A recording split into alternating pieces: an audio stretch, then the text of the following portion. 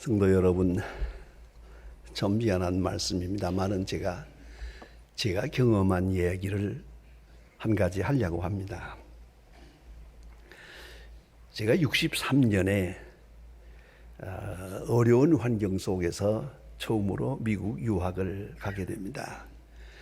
그때는 우리나라의 경제 사정이 어려워서 단 한 달러도 가지고 갈 수가 없었고요.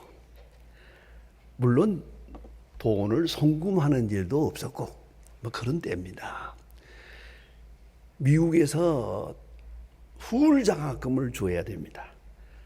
후울 장학금을 밥 먹을 것까지 다 장학금을 준다는 확증이 와야 되고 뿐만 아니라 왕복 비행기 표까지 와야 됩니다. 참 사정이 그랬습니다. 왕복 비행기까지 봐야 그걸 첨부해서 이렇게 내야 외무부에서 이제 여권을 줬는데요. 아무튼 이런 어려운 가운데 돈이라고는 딱 200불 그걸 손에 쥐고 유학을 가는 겁니다. 이게 얼마나 어렵습니까? 그뿐만 아니라 언어도 다 어렵고 그런데 이 장학금 받고 공부하는 사람들의 그 마음이라는 게 이게 보통 초조한 게 아닙니다. 한 과목이라도 낙제하면 장학금이 끊어집니다. 그러면 다시 돌아와야 됩니다. 그러니까 죽기 살기로 공부하는 겁니다. 그 고통이란 이런 말도 못합니다. 여러분 제 사정을 말할까요? 얼마나 신경을 쓰고 공부했든지 아니 머리깔이 다 빠졌어요. 이게 머리 감을 때 보면 머리가 빠져가지고 수채구멍이 안 내려가요. 이렇게 해서 이렇게 된 거예요. 얼마나 해야 됩니까? 자오간 그때 그 고생은 말도 못합니다. 뭐 경제적인 건 없고요. 장학금 받는 그것뿐이니까 돈이라는 건 이렇게 해서 그래서 기숙사에 살면서 열심히 근데 뭐 그래도 이건 특권이고 이런 영광이 어디 있나 해서 열심히 공부했는데 중요한 건 내가 목사가 아닙니까? 그러다 보니까 거기에 있는 유학생들 가운데서 가끔 나를 만나서 찾아와서 상담을 합니다. 유학생들 상담을 많이 하게 됐습니다. 근데 꼭 같은 얘기입니다. 어떤 사람은 이렇게 말해요. 목사님, 우리는 전생에 무슨 죄가 많아서 이 고생을 하는 겁니까? 저는 이제 앞으로 갈 수도 없고 뒤로 갈 수도 없고 죽을 수도 없고 정말 힘듭니다. 그런 얘기를 해요. 그래서 보세요. 그들이 하는 말이 똑같은 겁니다. 왜 내가 이 공부를 해야 하는지 모르겠습니다. 이게 첫째 질문이고 두 번째는 공부를 끝내 봤댔자 별다른 길이 열리는 것도 아닌데 왜 나는 이 고통스러운 길을 택했는지 그걸 모르겠다고. 이렇게 힘들게 해서 얻는 게 뭡니까? 뭐 이런 얘기입니다. 대체로 다 그런 얘기입니다. 그래서 뭐 이 말 저 말로 해봐야 그 똑똑한 사람이 그렇게 쉽게 생각을 바꿀 건 아니죠. 그래서 맨 마지막에는 제가 언제든지 한 말이 이겁니다. 별거 없어. 시작했으니 끝내. 시작하고 끝을 못 내면 그것은 살아야 할 이유가 없는 사람이야. 알았나? 이렇게 격려해서 공부하고 한 사람들이 뒤에도 그때 나한테 들은 충고를 아주 고맙게 생각하는 분들이 있더라고요. 여러분, 내가 왜 사는 겁니까? 왜 여기에 있는 겁니까? 나의 운명은 어디로 가고 있는 겁니까? 여러분, 여기까지 살아왔지만 목적이 있게 살았습니까? 사는 의미가 있다고 생각해 살았습니까? 미래를 약속받고 살았습니까? 그렇기 때문에 피곤한 겁니다. 의사요 심리학자인 빅터 프랭클이 그에 줘서 유명한 책이 있습니다. The Will to Meaning이라는 책이 있습니다. 여기서 현대인의 공허감과 무의미한 삶의 의미를 비판하면서 현대인의 인간 상태를 이렇게 한마디로 정리합니다. 존재적 진공 상태다. existential vacuum이라고 해요. existential vacuum. 존재적 진공 상태라. 오늘 우리가 사는 게 그렇습니다. 요새 유행어가 있지요. 사전에도 없는 말. 멘붕. 멘탈 붕괴입니다. 멘탈은 정신이고 붕괴는 우리말입니다. 이 합쳐가지고 멘붕 그럽니다. 요새 잘 써먹더라고요. 뭐 아무나. 예? 멘붕이야. 정신이 그만 멍청해졌어요. 젊은 사람들은 요새 이런 상태를 가르쳐서 아주 그냥 멍 때린다고 그럽니다. 멍 때린다고. 멍청해지는 거예요. 암담한 거예요. 아니 다시 돌아가 보면 왜 지금까지 살았는지를 모르겠어.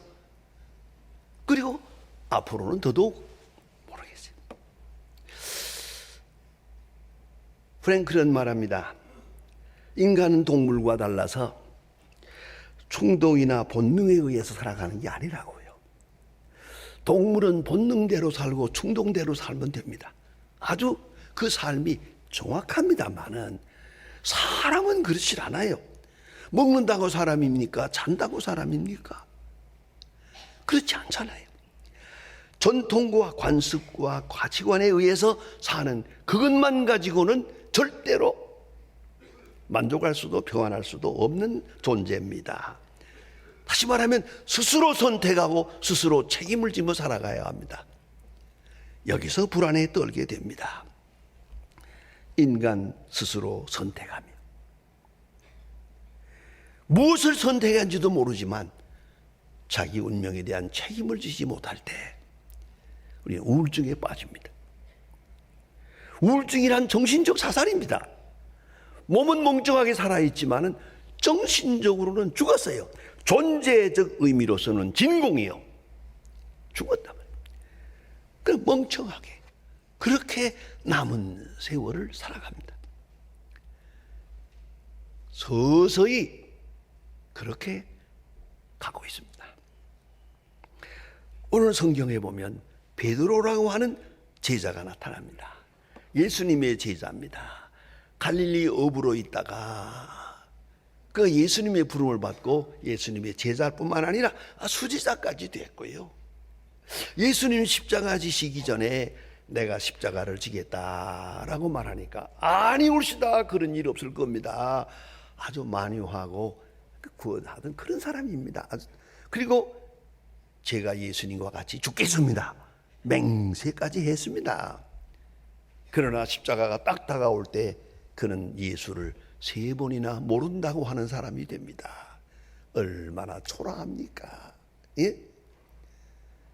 그까지 생명이 뭔데? 그래 그 거룩한 예수님을 배반하고 예수를 3번이나 모른다고. threefold deny라고 합니다. 3번 부인하고 마지막에는 저주까지 합니다. 그 뒤에 깨닫고 얼마나 뉘우쳤겠습니까? 한평생 눈물로 살았다고 하지 않습니까? 아침마다 닭 우는 소리가 나면은 무릎을 꿇었답니다. 내가 어쩌다고 예수님을 부인했는가? 이런 생각을 하고 한평생 살았다고 합니다. 이것이 베드로입니다. 정말 초라하기 짝이 없는 사람입니다만은 오늘 본문으로 돌아가 보면 사도행전 3장 1절부터 계속되는 말씀입니다. 성전 미문에 들어갑니다. 거기 안전뱅이가 앉아 있었는데 나면서부터 안전뱅이요. 걸어본 적이 없는 사람이 앉아가지고 구걸을 하더라고요. 손을 내밀어서 무언가 좀 달라고 구걸을 했는데 베드로와 요한이 딱 보는 순간 참 멋진 말을 합니다. 은과 금은 내게 없거니와 네가 달라고 하는 돈은 내게 없다. 줄 것도 없다마는 내게 있는 것으로 내게 주노니 나사렛 예수의 이름으로 일어나라. 굉장한 장면입니다. 이게요. 그럴 때 이 나면서부터 안진뱅이 된 사람이 벌떡 일어났습니다.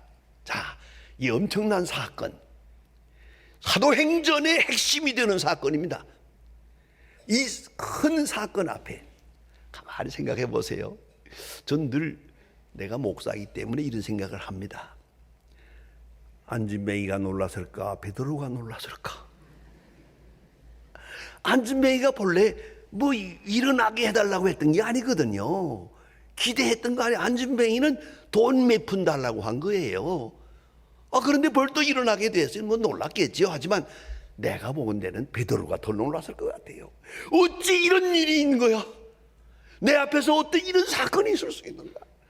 깜짝 놀랐어요. 그때부터 베드로가 됩니다. 이제야 참 베드로가 됩니다. 그 일생이 말입니다. 마지막에 거꾸로 십자가에 못 박혀 죽는 날까지 그는 확실한 하나님의 사람이 됩니다. 자기 앞에서 안진뱅이가 일어나는 걸 보았습니다. 베드로는 분명히 예수의 부활을 믿고 부활하신 예수를 만난 사람입니다. 그러나 부활하신 예수를 만나고 보니까 부끄러움이 많아요. 바로 며칠 전에 예수를 모른다고 했잖아요. 그래서 그는 부끄러워서 갈릴리로 물고기 잡으러 다시 돌아갔습니다. 예수님이 다시 갈릴리까지 찾아가서 딱 붙들고 네가 나를 사랑하느냐? 내 양을 먹이라. 어째서 여기 와서 물고기 잡을 생각하고 있느냐? 내가 위하여 죽은 양, 십자가에 죽어서 구속한 양을 네가 먹여라.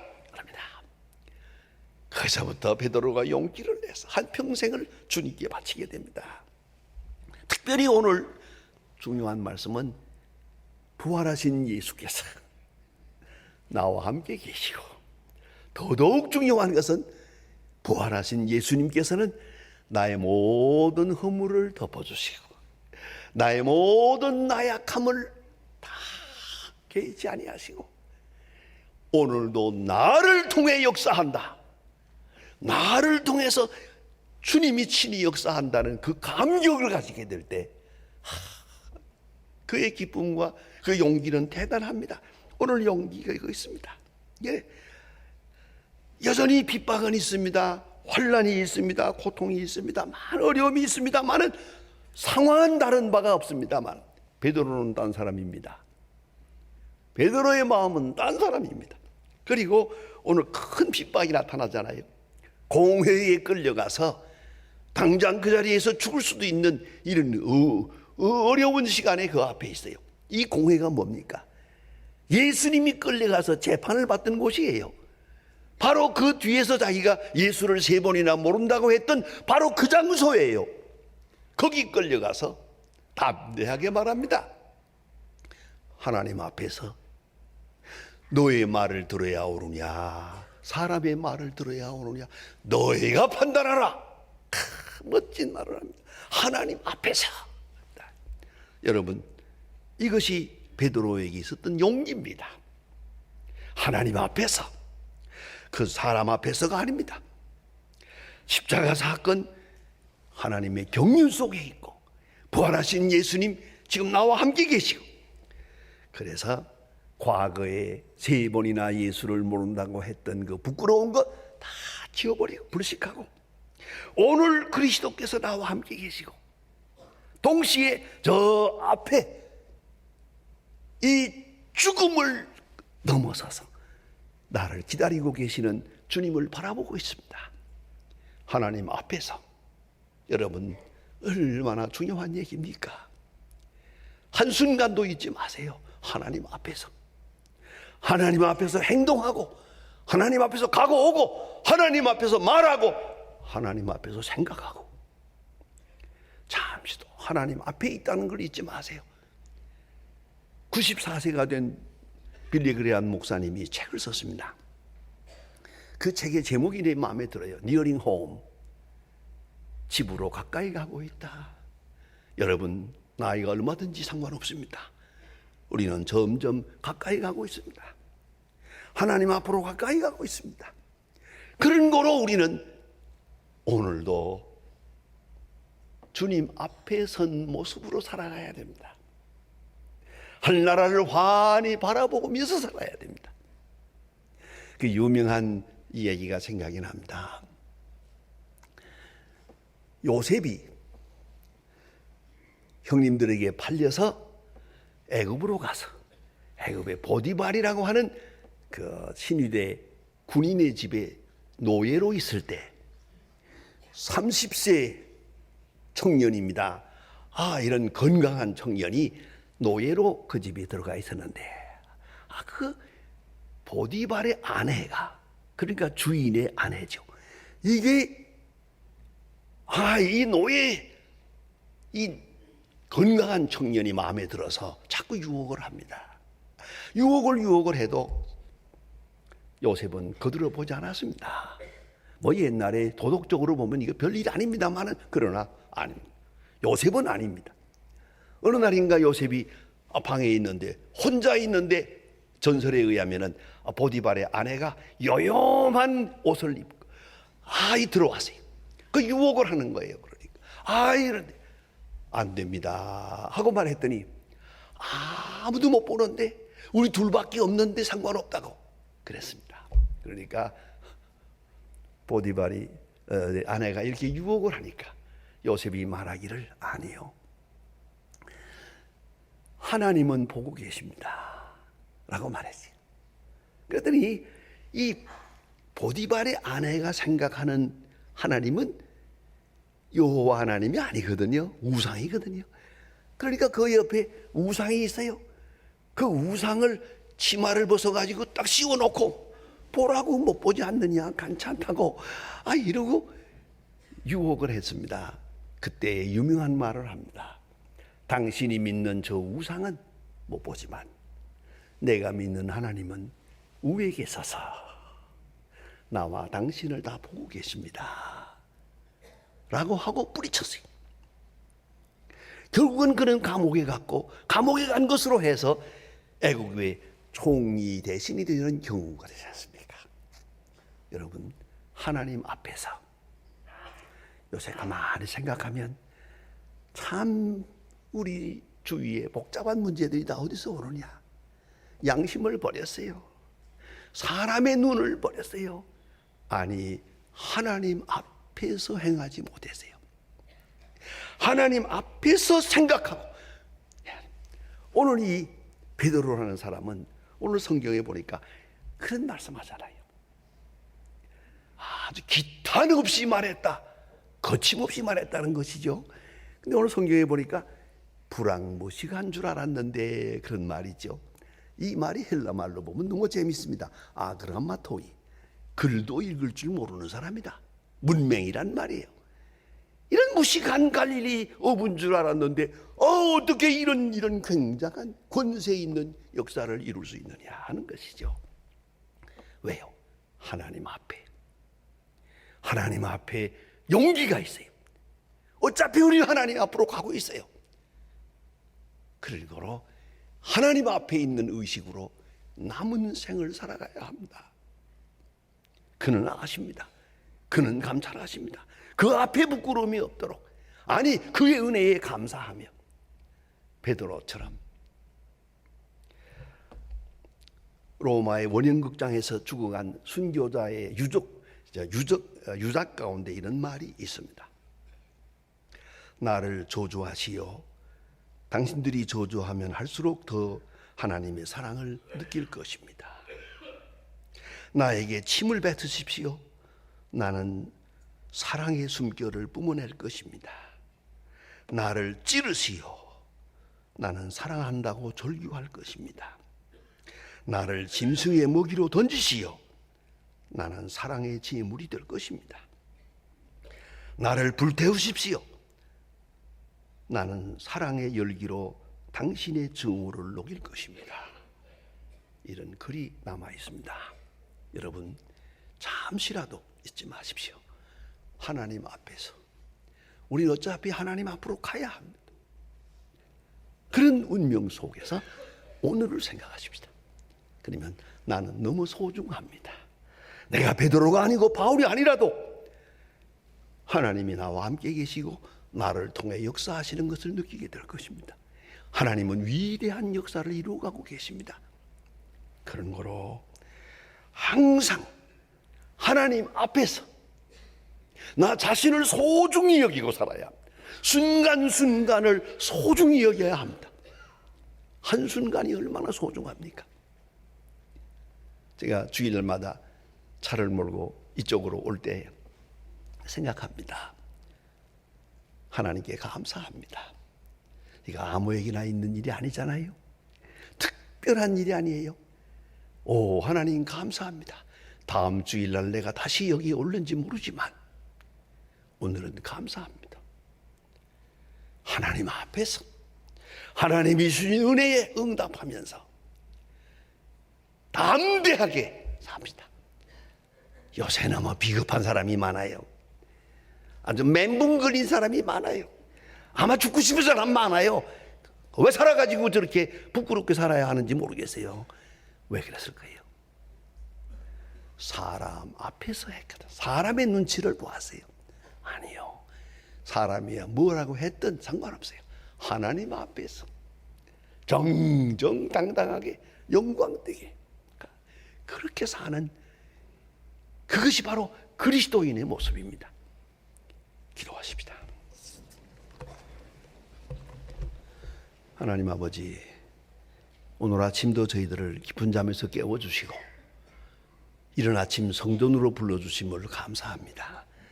한 시간 한 시간 이렇게 주님 앞에 나올 수 있는 이 일이 우리 자신의 의지가 아니라 주의 강한 손길에 의했다는 것을 잊지 말게 하시고, 나의 살아온 지난 날을 다 돌아볼 때 그 은총이 너무나 컸고 주의 용서와 긍휼이 너무도 컸습니다.